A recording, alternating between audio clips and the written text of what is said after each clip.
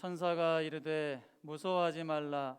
보라, 내가 온 백성에게 미칠 큰 기쁨의 좋은 소식을 너희에게 전하노라. 오늘 다윗의 동네에 너희를 위하여 구주가 나셨으니 곧 그리스도 주시니라. 아멘. 메리 크리스마스. 오른손을 흔들면서 메리 크리스마스. 오늘 한 10번 정도는 메리 크리스마스 하시기 바랍니다. 가족들에게만 하지 마시고 만나는 사람들 모두에게 메리 크리스마스 그렇게 인사를 많이 하시기 바랍니다. 오늘은 우리가 마음껏 기뻐해야 되는 날입니다. 왜요? 하나님의 아들이신 예수님께서 아기의 모습으로 이 땅에 태어나신 날이기 때문입니다. 여러분, 우리 사람들도 아기로 태어난 날 생일로 기념을 하면서 얼마나 기뻐하고 또 즐거워합니까? 하물며 하나님의 아들 또 하나님이신 구원자 되신 예수님께서 아기로 이 땅에 태어난 날이겠습니까? 우리가 이 날을 생각하면서 마음껏 기뻐하고 또 예수님께 감사할 수 있기를 바랍니다. 이런 날을 우리에게 허락하신 그 하나님께 감사한다는 의미로 힘차로 박수로 하나님께 영광을 돌리겠습니다. 설교를 통해서 두 차례 말씀을 드린 대로 크리스마스는 신비한 날입니다. 왜냐하면 예수님께서 사람의 계보에 오셨기 때문이죠. 속하게 되었기 때문입니다. 여러분, 예수님의 계보를 살펴보면 우리가 잘 알 수 있듯이 감히 어떻게 예수님의 계보에 이러한 이름들이 들어갈 수 있을까 싶을 정도로 참 부도덕해 보이는 그러한 사람들이 속해 있는 것을 보게 됩니다. 그런데 예수님께서는 이러한 참 부족하고 나약하고 부도덕한 이러한 계보에 예수님께서 속함으로 오셨습니다. 뿐만 아니라 예수님께서는 항상 나사렛에서 사실 때 또 많은 사람들을 만나실 때 하신 말씀이 있었죠. 나는 나사렛 사람 예수다. 이렇게 말씀하시면서 사셨습니다. 여러분, 나사렛은 그때 당시에 작고 초라하고 참 부족한 동네였습니다. 사람들에게 무시와 천대를 받은 지역이었죠. 그런데 예수님은 자신이 나사렛 사람임을 결코 부끄럽게 생각하지 않으셨습니다. 수시로 사람들 만날 때마다 나는 베들레헴에서 태어났다 그거 강조하시지 않고 나는 나사렛 사람이다 이렇게 말씀하셨습니다. 우리는 어떻습니까? 보통 다른 사람들에게 나를 소개하고 또 나를 어필할 때 어떤 부분을 많이 말합니까? 조금 남들보다 좀 대단해 보이고 멋있어 보이고 좋아 보이는 그러한 부분들을 더 부각을 시켜서 말하지 않습니까? 예를 들어서 집만 하더라도 나는 이렇게 좀 큰 집에서 산다. 남들이 보기에 좀 부럽다 싶은 그러한 부분들을 이렇게 얘기를 하면서 자신을 소개할 때가 많죠. 예를 들어서 내가 지금 서울에서 살고 있는데 누가 만약에 나에게 구체적으로 고향을 물어보지 않는 이상, 그러니까 시골 출신의 사람이 서울에 살고 있는데 누가 나에게 당신의 고향이 어디입니까? 그렇게 물어보지 않는 이상 나는 시골 출신입니다 이렇게 말하는 사람 누가 있겠습니까? 먼저 자신이 그렇게 나는 시골에서 살다가 쭉 자라서 여기까지 왔습니다 이렇게 말하는 사람 별로 없겠죠. 학력도 마찬가지 아니겠습니까? 누가 나에 대해서 학력을 물어보지 않는 이상 나는 가방끈이 짧습니다 이렇게 말하는 사람 뭐 얼마나 되겠어요? 또 건강에 대해서도 마찬가지고 또 가정 환경도 마찬가지죠. 내가 먼저 이 좋지 않는 학력 또 건강 가정 환경을 다른 사람에게 말하는 사람 또 소개하는 사람은 별로 없을 것입니다. 그런데 예수님은 어떻습니까? 나는 나사렛 시골 출신 예수다 이렇게 말씀을 하셨습니다. 예수님은 당시에 인싸이셨습니다. 인싸. 여러분, 인싸가 어떤 의미가 있냐면 어디를 가든지 간에 많은 사람들에게 인기가 있는 사람 또 많은 사람들과 어울려서 잘 지내는 사람을 가리켜서 인싸다 이렇게 얘기를 합니다. 실제로 예수님 주변에는 항상 많은 사람들이 따라다녔어요. 예수님을 죽이려고 공격하는 사람들, 흠을 잡으려고 쫓아다니는 사람들도 많이 있었지만 정말로 예수님을 사랑하고 예수님을 좋아서 예수님을 통해서 말씀을 듣고 또 예수님을 통해서 치유받기를 원하는 사람들도 상당히 많이 따라다녔습니다. 예수님은 자신을 공격하는 사람들과도 가까이 하셨고 대화하셨을 뿐만 아니라 배우지 못한 사람들, 그들과도 가까이 하셨어요. 자신을 따르는 사람들과도 계속 대화를 하셨어요. 부자와도 대화를 하셨고 약하고 가난한 사람들과도 대화하셨습니다. 건강한 사람들하고만 가까이 하시고 대화하신 게 아니라 나병 환자, 그야말로 가장 큰 병에 걸렸다라고 말하는 나병 환자들과도 가까이 하셨고 대화를 하셨습니다. 어른들뿐만 아니라 어린 아이들과도 가까이 하셨고 대화하셨습니다. 예수님은 이렇게 인싸이셨습니다. 인싸이신 예수님께서는 자신이 나사렛 사람임을 숨기지 않으셨어요. 십자가 고난을 위하여서 빌라도 앞에 섰을 때에도 자신을 가리켜 나사렛 사람 예수다, 그거 강조하시면서 말씀하셨습니다. 죽은 후에 예수님께서 사울을 환상 중에 만나 주셨는데, 사울을 만나실 때도 소개할 때 어떻게 소개하십니까? 나는 네가 핍박하는 나사렛 예수다, 이렇게 말씀하셨죠. 이러한 삶을 사셨던 예수님께서 태어나신 날이 크리스마스 성탄절입니다. 예수님은 죄인인 우리를 살리기 위해서 사람의 계보 속으로 들어오신 것 부끄럽게 생각하지 않으셨습니다. 친히 그렇게 오신 것을 기뻐하셨어요. 그리고 베들레헴에서는 잠깐만 지내시고 대부분의 생애를 나사렛에서 지내는 것도 부끄럽게 생각하지 않으셨어요. 자랑스럽게 생각하셨고 기뻐하셨습니다. 왜냐하면 그렇게 태어나시고 또 그렇게 사시는 것이 결국 인간을 위하는 일이고 또 우리에게 기쁨을 주는 일임을 예수님께서는 잘 아셨기 때문입니다. 그래서 반드시 인간의 계보 속으로 들어와야 되겠다라고 생각하셨고 또 나사렛에서 대부분의 생애를 사셨습니다. 크리스마스를 맞이하는 우리의 자세는 어떠해야 할까요? 기뻐해야 합니다. 기뻐하는 자세가 있어야 합니다. 우리에게 기쁨을 주시기 위해서 예수님께서 희생하신 부분이 너무나도 많기 때문입니다. 이것 생각하면서 우리는 기뻐할 수 있어야 돼요. 여러분, 누군가가 나를 위해서 희생하는 그러한 면이 보인다라고 하면 얼마나 감사합니까? 그 사람을 생각할 때마다 내가 얼마나 기쁩니까? 여러분, 그 어떤 누구보다도 예수님께서 여러분을 위해서 헌신하신 부분이, 희생하신 부분이 가장 많으시다라는 걸 생각하시면서 기뻐하실 수 있는 오늘 한날에 될 수 있기를 바랍니다.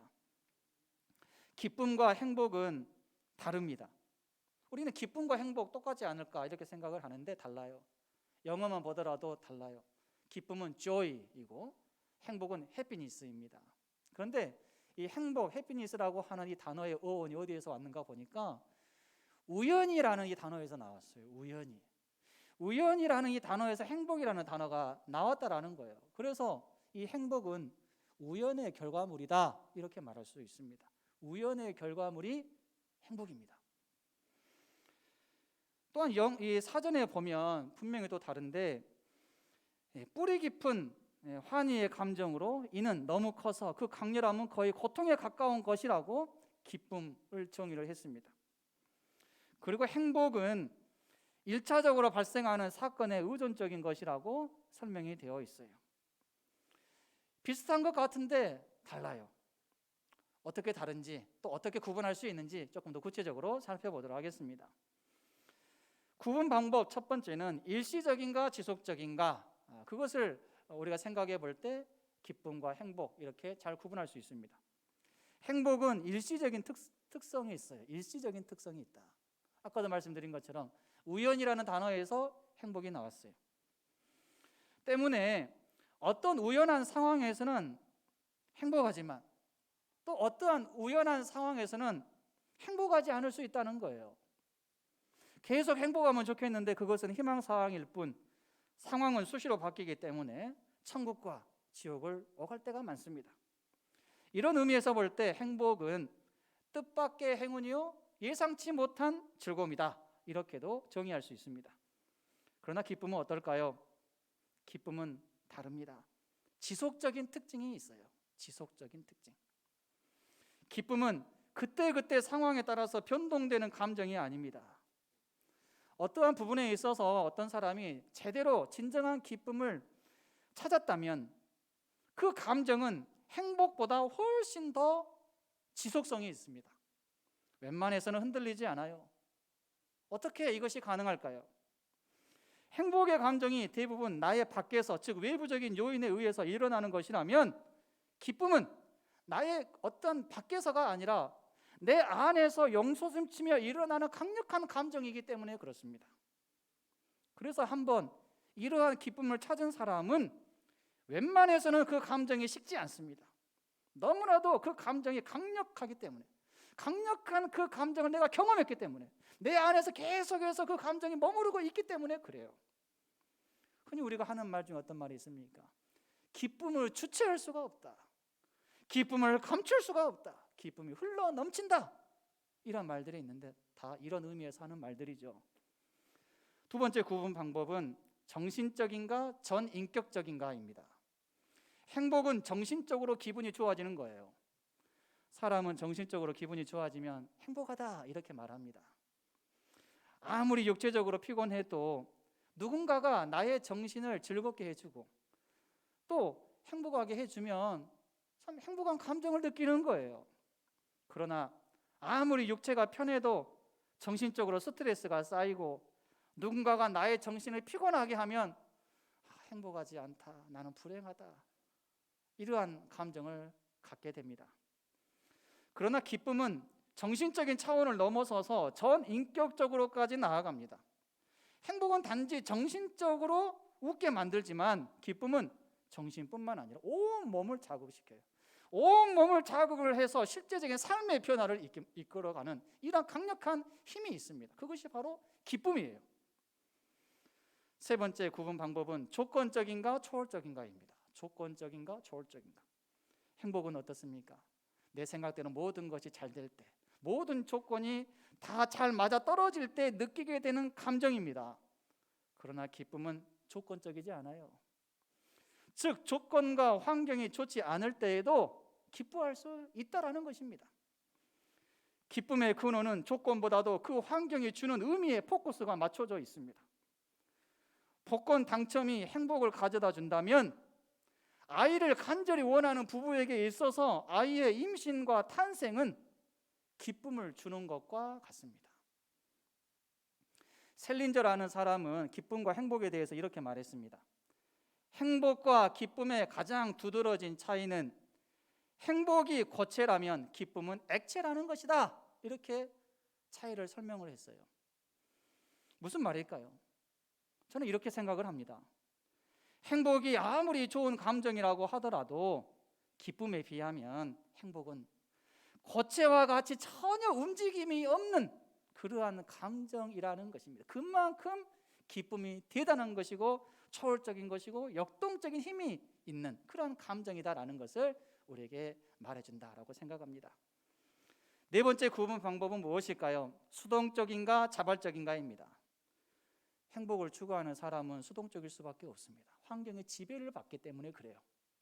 환경이 잘 풀리면 나는 행복하다, 행복한 감정을 가지면서 즐거워하죠. 그런데 환경이 좋지 않으면 너무나도 불안해하고 슬퍼하고 괴로워합니다. 수동적인 인생이 되는 거죠. 환경의 지배를 받기 때문에. 오늘 행복한 일이 일어났다가도 내일은 행복한 일이 일어나지 않을 수 있기 때문에 불안할 수밖에 없습니다. 행복을 추구하는 사람은 나에게 행복한 일이 일어나야만이 행복한 감정을 느끼면서 어떤 일을 하고, 반대로 나에게 행복한 일이 일어나지 않으면 행복한 감정을 느끼지 못하면서 그동안 해왔던 일도 내려놓고 중단하게 됩니다. 이런 의미에서 수동적입니다. 그러나 기쁨을 추구하는 사람은 어떨까요? 어떤 상황에 따라서 일이 일비하지 않습니다. 환경의 지배를 받지 않아요. 기쁨을 추구하는 사람은 보다 근원적이고 보다 깊이 있는 것을 생각하면서 그것을 바라봅니다. 행복이 현재의 것, 가까이 있는 것에 집착한다면 기쁨은 멀리까지 봅니다. 미래의 것에 집중해요. 때문에 기쁨을 추구하는 사람은 비록 오늘 행복한 일이 일어나지 않아도 지금 내가 하고 있는 일을 쉽게 중단하거나 포기하지 않습니다. 왜냐하면 내가 지금 이 상황을 잘 인내하고 잘 기다리면 얼마든지 행복과 기쁨이 나에게 찾아온다라는 것을 알기 때문입니다. 이처럼 기쁨을 추구하는 사람은 오늘을 살되 오늘에 안주하지는 않습니다. 미래까지 바라보며 살아간다라는 거죠. 때문에 이러한 사람들의 특징은 매사에 적극적이고 자발적인 사람으로 살아간다는 것입니다. 기쁨에는 진정한 기쁨과 잘못된 기쁨이 있어요. 기쁨을 누리는 사람들 중에도 두 부류로 나뉩니다. 진정한 기쁨을 누리는 사람, 반대로 잘못된 기쁨을 누리는 사람, 이렇게 나뉩니다. 그렇다면 무엇이 잘못된 기쁨일까요? 첫째로 잘못된 대상에 대해서 기뻐하는 것이 잘못된 기쁨을 가지고 살아가는 사람입니다. 아무리 지속적인 기쁨, 전인격적인 기쁨, 초월적인 기쁨, 헌신적인 기쁨을 소유하고 누리고 있다 하더라도 대상이 중요해요. 대상이 중요합니다. 대상이. 무엇으로 인해서 그렇게 기뻐하는가, 이것이 중요하다라는 말씀입니다. 대상이 잘못되면 거기에서 나오는 기쁨은 절대로 진정한 기쁨이 아닙니다. 잘못된 기쁨이에요. 대상이 잘못되었기 때문에 거기에서 나오는 기쁨도 진정한 기쁨이 아니다라는 것입니다. 이러한 기쁨은 차라리 소유하지 않는 것이 훨씬 낫습니다. 이단에 빠진 사람들 한번 생각해 보세요. 여러분 주위에 혹시 이단에 빠진 사람들과 대화 보신 적 계십니까? 한번 대화 한번 해보시면 느끼게 됩니다. 그걸 느끼게 돼요. 아무리 성경적으로 성경을 제대로 해석을 해줘도 어떤 말을 하냐면, 그 말이 맞기는 맞는 것 같은데, 아니 자기에는 기쁨이 있다는 거예요. 자기에게는 지금 내가 여기에 소속해 있으면서 나는 너무나도 기쁘다는 거예요. 기쁘다는 거예요. 아니 그냥 내가 감동이 되고 내 안에 기쁨이 넘치고 행복하다는 그 감정이 있으니까 쉽게 못 놓겠다, 이런 얘기를 하는 거예요.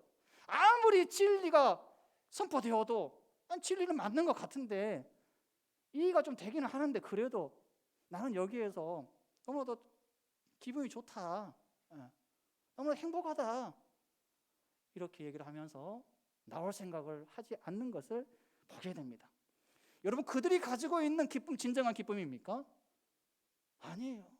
사실 이단들의 특징을 보면 그야말로 너무 상당히 헌신적입니다. 얼마나 큰 자부심을 가지고 있는지 몰라요. 우리보다도 훨씬 열정이 많아요. 뭐 어떤 한 가지 지시가 내려지면 얼마나 헌신적으로 하는지 모릅니다. 참으로 대단합니다. 그런데 그들이 가지고 있는 이 기쁨은 어디에서 나왔습니까? 대상이 잘못되었죠. 그 대상은 바로 이단 교주입니다. 그들이 의지하는 대상이 바로 이단 교주예요.